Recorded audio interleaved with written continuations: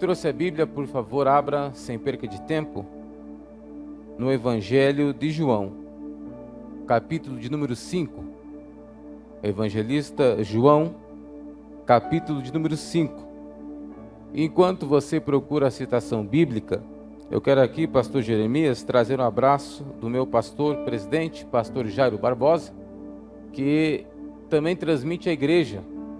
O pastor Jairo falou que, como diz na linguagem gauchesca, quando ainda guri, o pai dele, o pastor Vitorino, pastoreou aqui. Então receba um abraço do filho do pastor Vitorino, pastor Jairo Barbosa. Quem encontrou Evangelho de João, capítulo 5, diga amém. Leiamos alguns versículos com muita atenção. Depois disto, havia uma festa entre os judeus, e Jesus subiu a Jerusalém. Ora, em Jerusalém, próximo à porta das ovelhas, um tanque, chamado em hebreu Betesda, o qual tem 5 alpendres. Nestes jazia grande multidão de enfermos, cegos, coxos e paralíticos, esperando o movimento das águas. Portanto, um anjo descia em um certo tempo ao tanque e agitava a água, e o primeiro que ali descia depois do movimento da água, sarava de qualquer enfermidade que tivesse. E estava ali um homem que havia 38 anos, se achava enfermo. E Jesus, vendo este deitado e sabendo que estava neste estado havia muito tempo, disse-lhe: queres ficar são? O enfermo respondeu: Senhor, não tem um homem que me ponha no tanque, porque a água é agitada, mas sempre que eu vou, desce outro antes de mim. Então disse-lhe Jesus: levanta-te, toma a tua cama e anda. Logo aquele homem ficou são, e tomou a sua cama e partiu. E aquele dia era sábado. Amém? Queira tomar o teu assento ou queiram se assentar, por gentileza?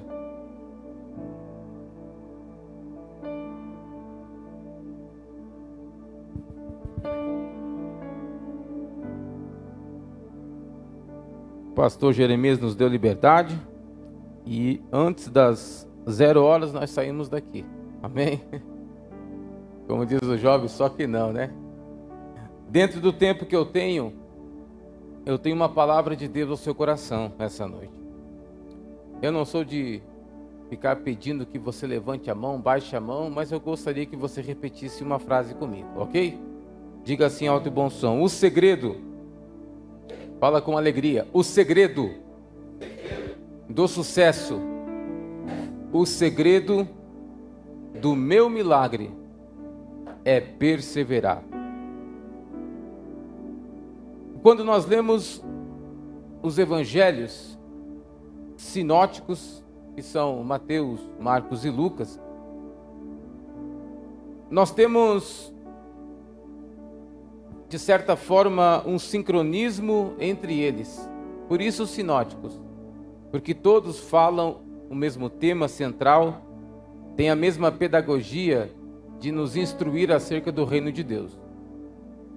João, ele também trabalha o reino de Deus, mas o evangelista começa a sua narrativa apresentando Jesus como verbo, aquele que foi, aquele que é e aquele que sempre será.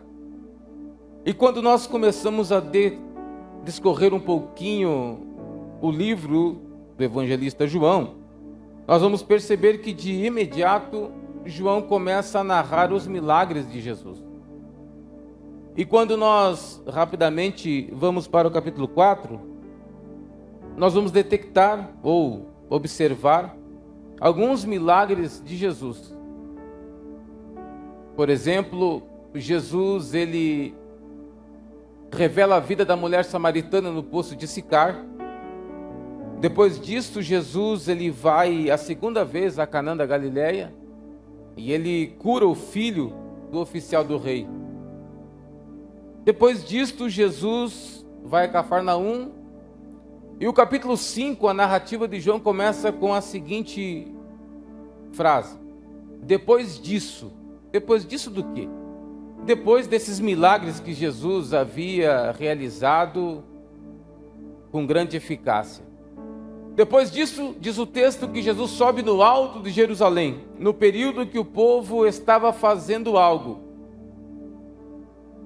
A gente viaja um pouco esse Brasil, pastor Jeremias, e quando a gente está no norte desse Brasil, o povo nortista, eles falam que o povo sulista, o povo gaúcho, o paranaense e o catarina, são um povo festeiro. E aí tem aquela comédia, né? É aquela gauchada gosta de churrasco, o catarina gosta muito de peixe. E quando a gente está no sul do Brasil, a gente fala que o povo nortista, assim, não, eles são um povo que gosta de festa. E para tudo no calendário anual, eles colocam um dia de feriado para fazer festa. E fica essa rivalidade, né? Qual é o povo mais festeiro do Brasil? A verdade, o povo mais festeiro está na Bíblia, porque a Bíblia é nosso manual. O povo de Israel, eles realizam inúmeras festas do seu calendário anual. Quem estuda um pouco de teologia e se aprofunda um pouquinho vai saber que, entender que no calendário anual do povo judeu eles realizam 12 grandes festas. Destas 12 a gente destaca 3, que são as principais. Vamos lá: festa do tabernáculo, festa do Pentecostes e festa da peregrinação. Uma dessas 3 festas estava em evidência, mas o meu objetivo não é teologizar aqui. Estavam reunidos e festejando. Nesse ambiente festivo havia muito vinho. E vinho, nesse contexto, é simbolismo de alegria, contentamento. Estava reunido aqui nessa multidão os rabinos, doutores da lei, sacerdotes. Resumindo, a elite desta época estava reunida. E vamos contextualizar para os dias de hoje. Se fosse hoje, pastor Jeremias, quem estava lá? Estavam lá os governantes, deputados, os empreendedores, os empresários, os pastores talvez estariam lá. E por que não dizer que, pastor Valdemar, que a NSTV estava lá para registrar, porque Jesus estava lá. O certo é que, desculpa a expressão aqui, mas para o povo entender, uma muvuca de gente estava aglomerado lá. Jesus subiu no alto de Jerusalém, havia muita festa, o povo estava festejando, e eu quero abrir um entre parênteses aqui para dizer que eu nunca vi alguém ir a uma festa para dizer que está com a ideia ou o intuito de chorar de tristeza. Quem vai a uma festa vai para se alegrar. Quem vai a uma festa vai com vontade de fazer isso aqui, ó. Dar boas gargalhadas. E na era da chapinha, as irmãs, quando começam a alisar o seu cabelo na chapinha, que vão se preparar para ir para o culto, para uma festa, já o espírito começa a ficar alegre, contente, porque vai festejar. E eu aprendi na EBD, desde criancinha, desde guri, que quando nós nos reunimos no templo ou casa de oração, a gente não vem para buscar, para receber. Há uma teologia sendo pregada por aí que a gente vem só para buscar, receber. Não. Teologia bíblica nos ensina que a gente vem no culto, igual o salmista diz: alegrei-me quando me disseram, vamos à casa do Senhor. Então, quando a gente vem ao templo, a gente já vem com o coração alegre, sorridente. Eu quero dizer algo para você esta noite. Você veio esta noite no ambiente festivo. Jesus Cristo de Nazaré está aqui. Então melhora esse semblante aí, meu irmão. Melhora esse glória a Deus aí. Melhora essa tua motivação de cultuar. Você está no ambiente festivo. Jesus está aqui. Aí o salmista vai dizer o seguinte: alegrei-me. E a expressão que o salmista vai dizer aqui é uma expressão muito, como diz o gaúcho, muito chula. Não há uma palavra para definir o grau de contentamento do salmista. Mas por que ele fala com tanta ênfase alegrei-me? Sabe por quê, irmão? Porque depois da diáspora, da dispersão, o povo de Israel ia uma vez ao ano ao templo. E quem estuda um pouquinho essa trajetória bíblica deles aqui no mapa, na geografia bíblica, vai entender que naquele tempo, ir ao templo não era ir com um carro muito, não. Naquele tempo eles andavam meses, quilômetros a pé. Durante a noite era frio, o deserto era perigoso, armavam as suas tendas. Durante o dia o sol escaldante, poeirão do deserto. Lá não tinha posto piranga para pedir onde é que era o templo. Não, lá eles andavam quilômetros no sacrifício, na dificuldade. Mas a alegria era tamanha em que ele coloca nessa palavra: alegrei-me quando me disseram. Hoje a gente mora do lado do templo, a gente tem carro, a gente tem conforto. E muitas vezes vamos para o culto, parece que como um ritual, né? Bater cartão lá, não. Você veio aqui para celebrar, é noite de festa. Adore a Jesus esta noite. Ele está aqui. Ele está aqui.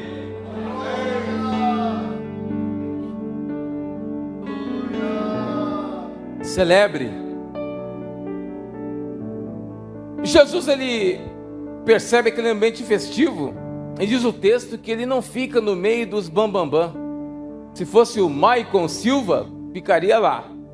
O ser humano é tendencioso, a gente é meio metido, gosta de ficar no lugar por conveniência, onde a gente vai ter alguma lucratividade. Jesus vai se direcionando, segundo João narra essa passagem bíblica, que ele vai se deslocando a uma outra localidade, aonde também havia uma outra grande massa de pessoas aglomeradas. Mas essa outra grande massa de pessoas aglomeradas, diz o texto, que não estavam contentes. Eram os mais necessitados da sociedade da época. E diz o texto que estavam ali coxo, paralítico, enfermos.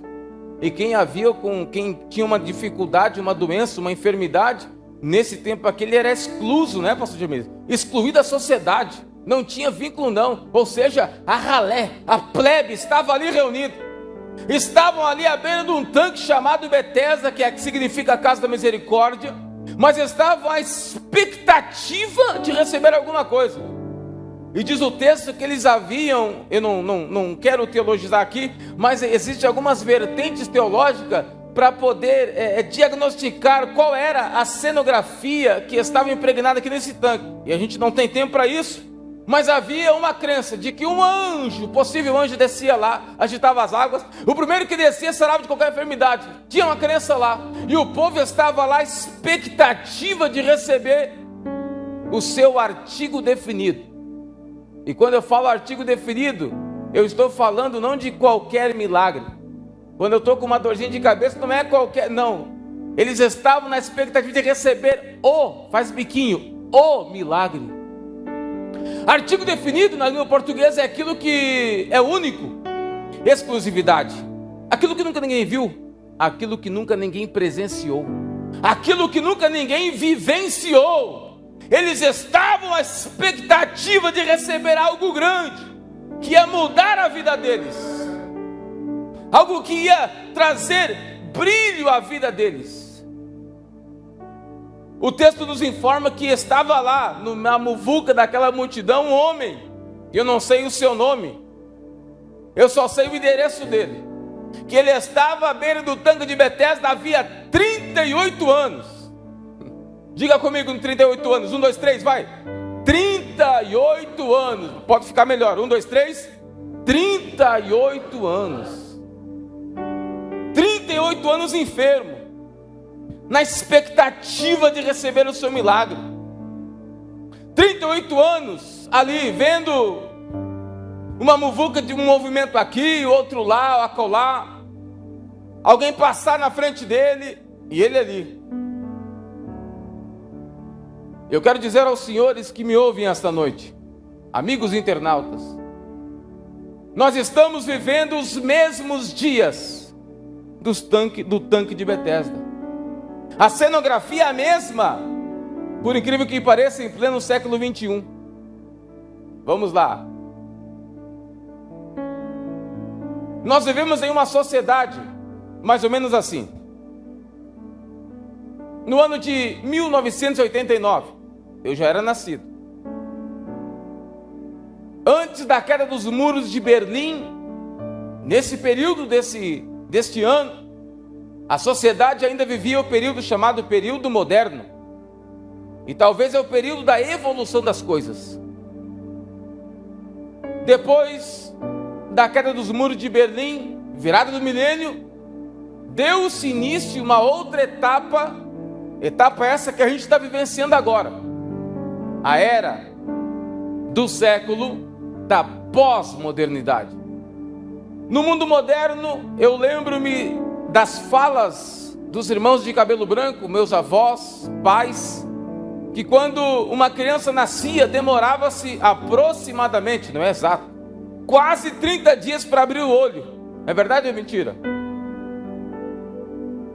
Eu lembro-me que as falas dos nossos pais na fé, avós, evangelistas, pastores, era que a obra de Deus, ela era feita com muito sacrifício. E hoje, alguns dias atrás, na verdade, eu estava falando com um irmão em Balneário Camboriú, de cabelo branco. Ele é analfa de pai, pega essa, e beto de mãe. Analfa de pai, beto de mãe. Mal sabe escrever o seu nome. Fala um português todo errado. Mas ele me contando com lágrimas nos seus olhos que ele, ao longo dos seus 50 anos de estrada, de vivência e de vida, ele deixou um legado para sua família, deixou um patrimônio para os seus filhos e os seus netos. Ele conseguiu administrar a sua família mesmo sem um estudo secular. E isso é louvável porque revela o caráter do indivíduo e revela a persistência que ele teve para deixar a sua família bem encaminhada. Por quê? Porque alguns anos atrás, no período moderno, as coisas aconteciam de forma gradativamente. Não é assim com o celular? Nós começamos na era do tijolo, do tijolão, do Nokia. Quem lembra? E o tempo foi passando e hoje a gente está com uma tecnologia invejável. Frações de milésimos de segundos falamos com pessoas do outro lado do mundo. Pregador, não estou entendendo. Se liga aí que você vai entender a mensagem. No período moderno, as coisas, elas aconteciam de forma gradativamente. Mas agora, na era do pós-modernismo, as coisas não acontecem assim não. A era que estamos vivendo é a era do fast food. É a era que a gente se alimenta com apenas 1 minuto e a gente almoça o miojo. Vivemos a era da pressa, da rapidez, da evolução, em que o mundo lá fora, a nossa vida, a sua vida é mais ou menos assim. Eu vou escrever ela aqui rapidinho. A vida do ser humano hoje: acorda de manhã cedo, vai para o trabalho, chega em casa, vai tomar banho, vai para a igreja, chega em casa, faculdade, correria só. E hoje ninguém mais tem essa palavra calma, é pressa. Todo mundo está apressado, porque este mundo invisível que Paulo fala é o mundo que está nos empurrando cada vez mais a viver as coisas para ontem. E aí entrevistaram um sociólogo polonês, eu gosto disso, por nome de Zygmunt Bauman, que já faleceu. E quando alguns veículos de comunicação entrevistam ele, irmãos, um sociólogo polonês que nem cristão era, ele vai responder a pergunta que questionaram ele: como o senhor Zygmunt Bauman define a sociedade pós-moderna? E ele vai dizer categoricamente: vivemos em uma sociedade líquida. Por que líquida? Porque tudo esbarra e vai pelo vão dos dedos.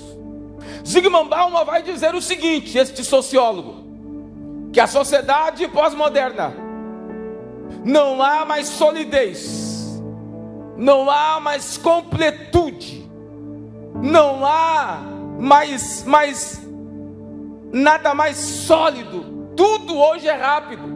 Ele vai pontuar: a gente vive hoje relacionamentos rápidos, volúveis. Hoje na sociedade, infelizmente em nosso meio também, casa ontem e com a mesma alegria e motivação que casou ontem, separa amanhã. E isso está normal. Perceba que isso é muito rápido.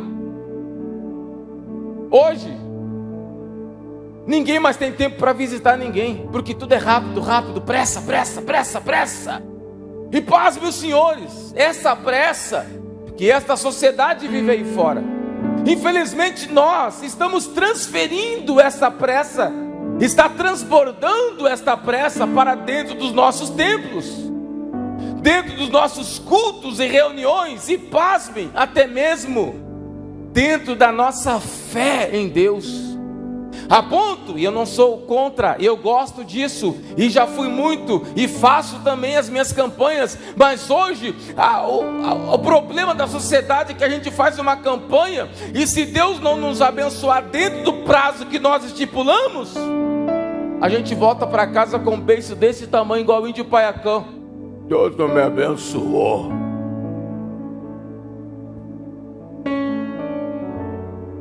Mas eu vou orar 20. É engraçado que nós temos tudo, a numerologia, a gente gosta disso, né? Eu vou orar 21 dias, e se a gente orar 21 dias e Deus não responder, eu não sou mais crente porque está difícil.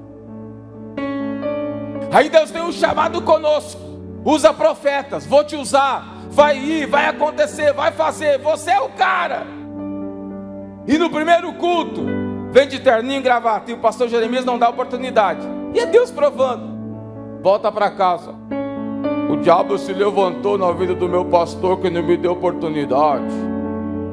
Porque aqui a gente quer as coisas para ontem. E no reino de Deus, escuta bem isso, meu irmão. No reino de Deus não existe mandinga gospel. No reino de Deus não tem varinha do abracadabra. No reino de Deus as coisas funcionam sim, mas da maneira dele, do jeito dele, e ele trabalha no tempo perfeito. Com todo respeito, Deus me livre de vir arrumar incomodação para o senhor aqui, mas eu preciso falar algo aqui. Então para de vir aqui para as reuniões em busca só de bênção, de calma. Se Deus fizer, ele é Deus, mas se ele não fizer, ele também é Deus. Esteja no centro, no tempo, na vontade do Pai.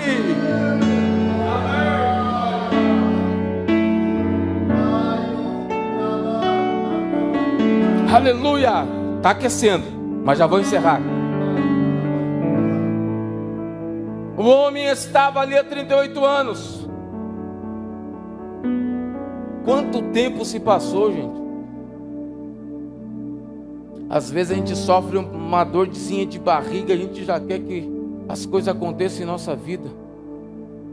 O segredo deste homem aqui esteve na perseverança. Lucas capítulo 2, e eu acho interessante nisso, e como diz o pastor Messias, eu me amarro nisso, é que Jesus, com 12 anos de idade, judeu, participou do ritual festivo ali, da cultura judaica. Passou pelo bar mitzvah. Os anciões da cidade delegam, outorgam, eu estou falando chique, hein, Luquinhas? Outorgam sobre a vida dele autoridade para voltar para casa e ajudar o seu pai e a sua mãe nos deveres para trazer remuneração. Jesus, como homem, participou dessa festa, mas ele era 100% Deus também. Mas o texto diz, e olha que eu sou curioso, pastor Jeremias, sou muito curioso, mas eu não encontrei na Bíblia, em nenhum livro teológico, Jesus curando depois desse acontecimento, com 13, com 14, com 16, com 20, não! Jesus sai dessa festa do bar mitzvah, e ele volta para a carpintaria do seu pai, e lá ele fica um espaço de tempo. Lá Jesus passa, sendo Deus, um inteirinho, uma lacuna, um período de tempo no anonimato, entre aspas, no esquecimento. Por quê? É porque Jesus estava mostrando para nós que, mesmo sendo Deus, estava nos ensinando que para muitas coisas acontecerem em nossa vida, é preciso passar pelo período, é preciso passar pelo processo. Talvez você veio esta noite aqui dizendo: é hoje, tem pregador de fora, tem cantor, eu quero a minha bênção, mas eu tenho uma boa palavra para você. Talvez você não vai levar a tua bênção para casa, sabe por quê? Porque não é a hora, mas não desanima, sabe por quê, meu querido, minha querida? É porque nesse período de processo, é porque nesse período de anonimato, nesse período de estar escondido, Deus está trabalhando em teu favor. Não é a hora ainda, mas somente glorifica Ele. Eu sinto a graça de Deus aqui. Eu vim como homem de Deus, como profeta, e dizer em alto e bom som: Deus está trabalhando. Viu, obreiro? Deus está trabalhando. Aí, pregador, mas eu queria a bênção para onde? Segura a onda aí, rapaz. Deus está trabalhando aí. Aí, pregador, mas tá difícil. Segura a onda aí, minha irmã. Deus está trabalhando. Como trabalhar se eu só sei chorar, se eu só sei prantear? Como Deus está trabalhando se meus amigos me abandonaram? O tempo de Deus é perfeito, Ele trabalha com sabedoria. O certo é que enquanto você não recebe, Ele está aperfeiçoando você, Ele está te preparando. Enquanto a bênção não vem, vai recebendo a bênção de conta a conta, vai recebendo a bênção de conta a conta, porque vai chegar a hora em que o Senhor vai ordenar a bênção completa na sua vida.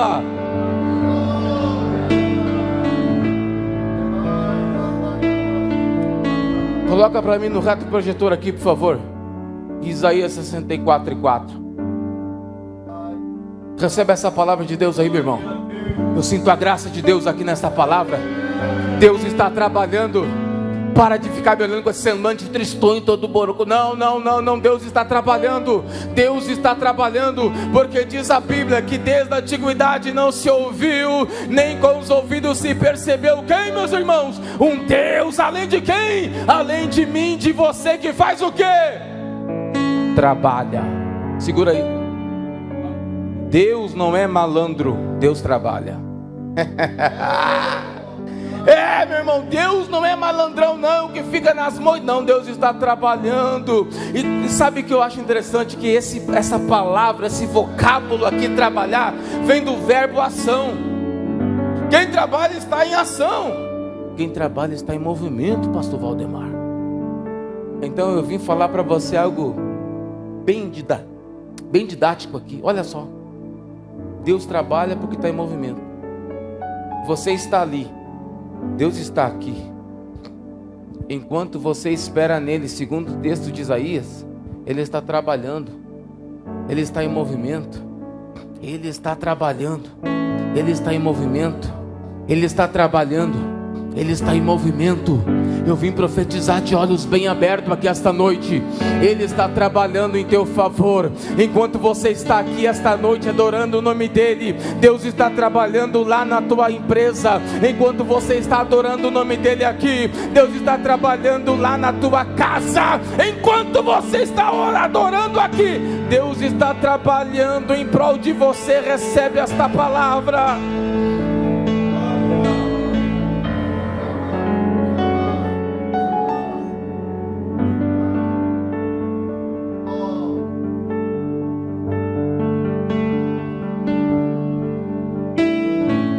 O processo pode não ser como você quer, mas Ele está trabalhando. Ele está trabalhando.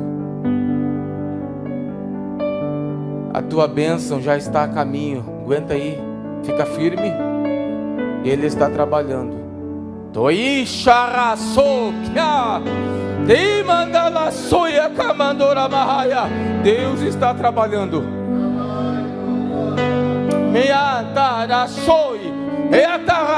Deus está trabalhando. Deus está trabalhando. O texto diz que quando o homem, que este paralítico estava esperando o milagre das águas. E na nossa vida é assim, pastor Valdemar. Quantas vezes eu precisando de R$50 para comprar o tal do Apitamil para minha filha, ia pregar e doava-me o meu tudo no altar, e lá na portaria do templo alguém vinha: passa a tua conta, varão. E quando vez que já com essa linguagem eu já nem não dou ouvido. E passava um dia, 2 dias, 3 dias, 4 dias, até hoje, e nada caía, nada. Tem horas em nossa vida que a prova é tamanha, na sua vida também é assim, em que a gente deposita as nossas expectativas no fulano, porque ele é amigo de Beltrano e que tem influência com Ciclano, que esse agora vai acontecer. Tem horas que a gente está tão desesperado em busca da bênção, que a gente quer confiar em tudo e todo mundo, em todos, e ninguém resolve. Por quê? Porque o Senhor está nos ensinando. Ele está nos ensinando a depender somente dEle, a esperar somente dEle, porque Ele está trabalhando. Eu encerro aqui. O homem esperava o possível milagre somente das águas, Lucas, solto, porque o milagre viria de lá. Mas Jesus é um Jesus do surpreendente. Irmão, eu dou risada aqui, sabe por quê? Porque eu sinto-me alegre em falar isso, que eu também vivo isso. Antes de pregar para você, eu sou ministrado, e eu estou pregando aquilo que eu vivo. O de repente de Deus está a caminho na sua vida, meu irmão. Eu vim esta noite lá de Balneário Camboriú dizer: espere em Deus, confie em Deus, porque o de repente dele está chegando na sua vida. Rápido, Lucas, vem aqui rapidinho. Pastor Valdemar, por favor, rapidão aqui. Eu não quero passar do horário. Vou dar uma moral para o Senhor é Jesus, tá bom? Fica ali na cadeira, por favor. Isso aqui é um elemento que se chama da pedagogia para poder instruir. Olha só, fica ali perto da cadeira. O Senhor é Jesus, tá? Eu dou uma moral, depois vamos tomar um chimarrão. Você é o paralítico. Olha para lá. Quando a gente quer aguçar a visão, a gente faz o quê? Né? Isso. O paralítico, 38 anos, olhando para as águas. O movimento traz, olha para lá, paralítico, aguça a visão. Ele só acreditava que o milagre viria das águas. Ele acreditava que somente das águas viria o milagre dele. E a cena era essa. O ditado brasileiro valia muito ali: quem podia mais chorava menos. Todo mundo brigando pelo seu milagre. Passava gente, acotovelava, talvez chutava, talvez pisoteavam nele. E é assim que a gente se sente, né? Muitas vezes nós esperando a nossa bênção, a gente olha para o lado, só passou alguém e foi abençoado. A gente: Senhor, eu estou aqui clamando, e vem outro e só passa e é abençoado. E parece que a gente fica para trás. Mas calma. Enquanto o paralítico pensava que o milagre viria de lá, Jesus Cristo estava se aproximando mansamente por detrás dele, meu irmão. Sabe por quê?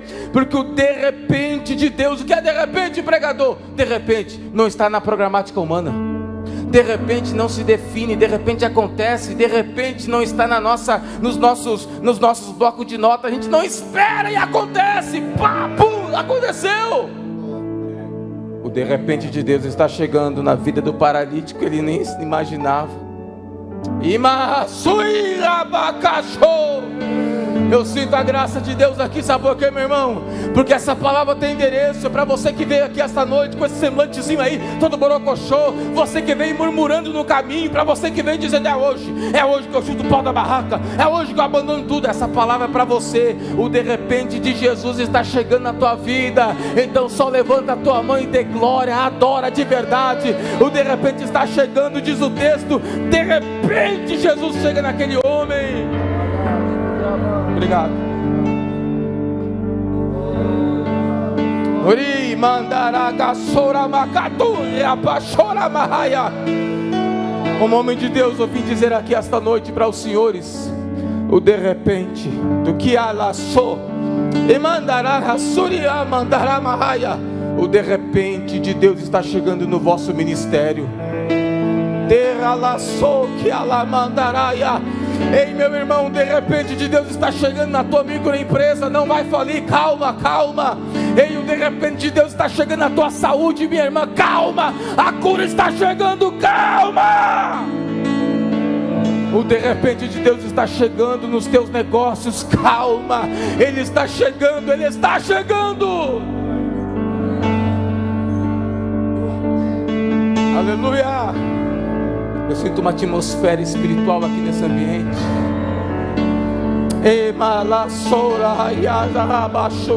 Levanta a tua mão e adora Jesus só por um instante.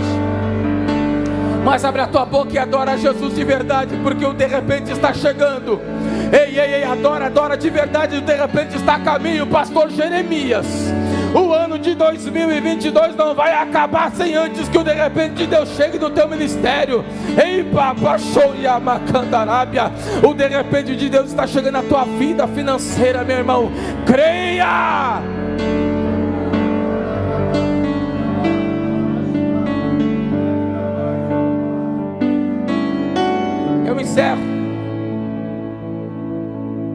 dizendo, e me perdoe se eu me emociono um pouquinho aqui, eu tenho 37 anos de idade, parece que não, mas eu tenho, e só Deus sabe o tanto da dificuldade que é o tal do esperar. Quando ainda criança, 5 para 6 anos de idade, o pai saiu de casa, a mãe abandona a gente. Lá em Caxias do Sul, Rio Grande do Sul. Não tenho pedigree no ministério. Pelo contrário, zombavam de mim dizendo, esse neguinho beiçudo nunca vai ser o pregador, nunca vai chegar além.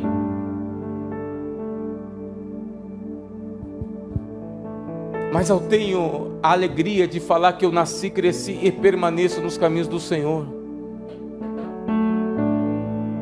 E tenho consciência, pastor Jeremias, meu companheiro, que de repente Deus está a caminho na minha vida e uma hora vai chegar. O segredo é não desanimar, meu irmão. O segredo é você não parar. Bora firmar os passos com Jesus na fé e não desanimar. Ei, esse casamento não vai acabar em nome de Jesus. Persevera um pouquinho mais com o teu relacionamento. Ei, não abandona o ministério agora não. Persevera mais um pouquinho. Persevera mais um pouquinho. Essa é a palavra para nós esta noite. Fique de pé em nome de Jesus.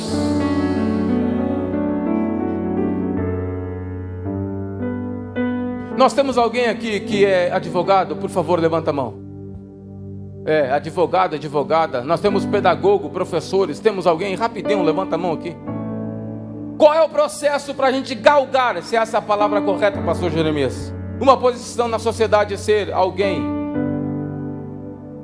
Primeiro, ensino fundamental. Primeiro, 8ª série. Depois disso, ensino médio, 2º grau. Depois disso, meu falecido avô dizia que aí vem os cursos e a tal da dificuldade, a faculdade.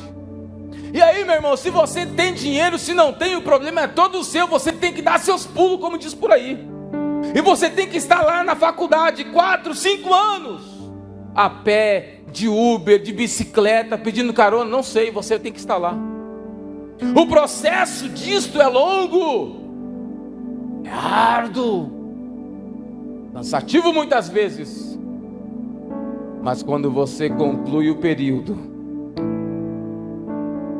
lá vem o reitor na mão com o canudo dizendo, você está apto para receber das tuas atividades. Vivemos uma geraçãozinha mimimi e frouxa, covarde de hoje, que quer chegar aqui, abrir as mãos e só receber. Não passe de eu determino, eu tomo posse. Vai para lá com isso, meu irmão. Reino de Deus não tem isso não. Reino de Deus, como diz o gaúcho, é peleia, é luta, é não desanimar, é ter vontade, ter brilho no rosto.